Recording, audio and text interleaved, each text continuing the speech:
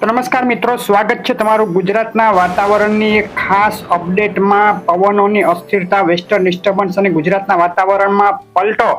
500 HPA ઊંચાઈનો 1, 2 અને 3 એપ્રિલનો પવનનો chart જોઈએ તો જોઈ શકાય ઉત્તર ભારતમાંથી આ દિવસોમાં એક વેસ્ટર્ન ડિસ્ટર્બન્સ પસાર થશે, જેનો ટ્રફ અરબ સાગર સુધી અને ગુજરાત સુધી લંબાઈ શકે છે. અને આ ટ્રફ લંબાવાને લીધે મિડ લેવલ ઉપર પવનોમાં અસ્થિરતા જોવા મળશે, ભેજનું પ્રમાણ પણ વધશે, ગુજરાતના વાતાવરણમાં પલટો આવી શકે. આગળ વાત કરતા પહેલા વિડીયો લાઈક કરી નવા મિત્રો ચેનલ સબસ્ક્રાઇબ કરવાનું અને ફેસબુકમાંથી જોડેલા મિત્રો પેજ ફોલો કરવાનું ભૂલશો નહીં.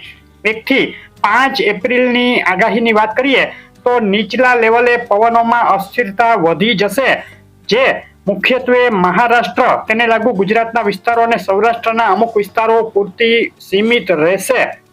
1 થી 5 એપ્રિલમાં ગુજરાતમાં વાદળોનું પ્રમાણ વધતું જશે.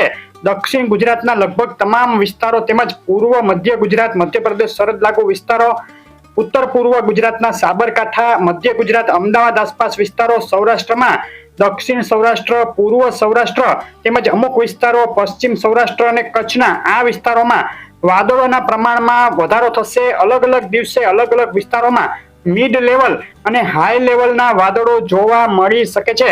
અને આ વાદળો અને અસ્થિરતાને લઈ તેમજ જે તાપમાન વધવાના છે તેને લઈને અમુક વિસ્તારોમાં માવઠાના વરસાદની શક્યતાઓ ગણી શકાય.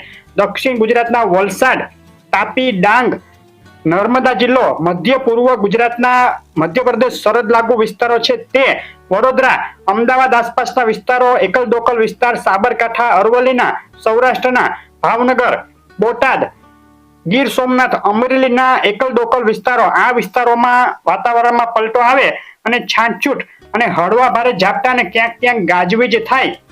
ત્યાં ભારે ઝાપટા સાથે મંડાણી વરસાદ પડી શકે. વરસાદની જે અસર હશે તે ખૂબ જ સીમિત વિસ્તારો પૂરતી રહેશે અને અલગ અલગ દિવસે અલગ અલગ વિસ્તારો પૂરતી રહેશે. કોઈ ખૂબ મોટું માવઠું, સાર્વત્રિક માવઠું કે ભારે વરસાદ જેવી શક્યતાઓ હાલ નથી દેખાતી. વધુ અસર દક્ષિણ પૂર્વ ગુજરાતના મહારાષ્ટ્ર અને મધ્યપ્રદેશ સરહદ લાગુ વિસ્તારો તેમજ મધ્ય ગુજરાત અને પૂર્વ સૌરાષ્ટ્રના એકલ દોકલ વિસ્તારો પૂરતી રહેશે. બાકીના વિસ્તારોમાં એકલ દોકલ સ્થળે છાંટછૂટ અને વાદળો છવાય તે રીતનું માવઠું 5 એપ્રિલ સુધી જણાઈ રહ્યું છે. આગળ 6-7 એપ્રિલે પણ અમુક વિસ્તારોમાં માવઠાની શક્યતાઓ નકારી શકાય નહીં. જ્યાં ગાજવીજ થાય ત્યાં થોડી વધુ શક્યતાઓ રહેશે. તાપમાનની વાત કરીએ, તાપમાન 31 માર્ચથી જ વધવાનું શરૂ થઈ જશે અને 1 એપ્રિલથી લઈ અને 7 એપ્રિલ સુધી ગુજરાતમાં તીવ્ર ગરમી, કાળઝાળ ગરમી જેને આપણે કહી શકીએ તેવો રાઉન્ડ આવશે.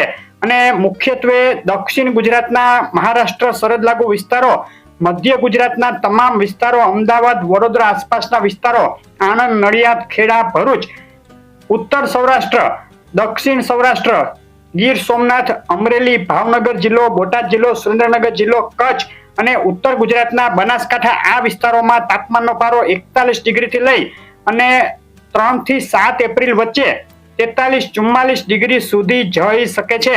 ગુજરાતમાં ગરમીનું પ્રમાણ આગાહીના આગળના દિવસોમાં પણ ચાલુ રહેશે અને 15 એપ્રિલ સુધી કાળઝાળ ગરમીનો સામનો ગુજરાતવાસીઓએ કરવો પડે તેવું હાલ લાગી રહ્યું છે. આગાહીથી આગળના સમય માટે જો કોઈ માવઠાની શક્યતા હશે તો તેની ખાસ અપડેટ આપવામાં આવશે.